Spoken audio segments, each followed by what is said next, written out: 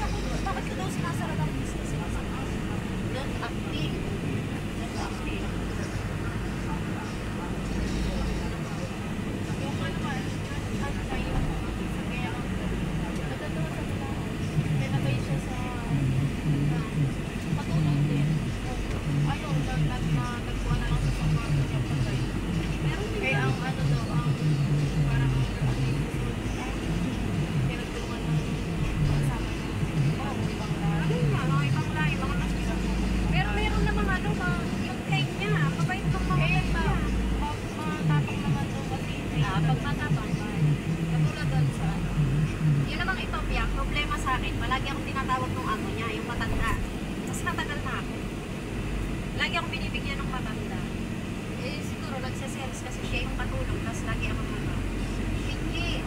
Kuluglin. Bet. Kulod. Please speak English, madam. Mapikalam English. Mapikalam Arabic. Huwag tayong mag-usap. Mapikalam English. O, mapikalam Arabic.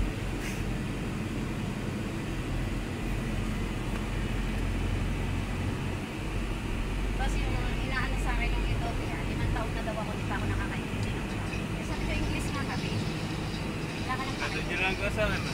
Bakit ako isang dali lang ako natuto ng Ewan ko, hindi ako natututo kasi nga wala kami. Ay, oo. Level lang yun. tulog si Bilis. Ayan ang airplane. Ayun ang Bilis, oh, airplane. Ayan ang mga They're outside. Sa baba, yun mo. Hindi nakita. Oo, yun o, mga aeroplano. Baka masukahan yung pag... Wala nga magtotoo.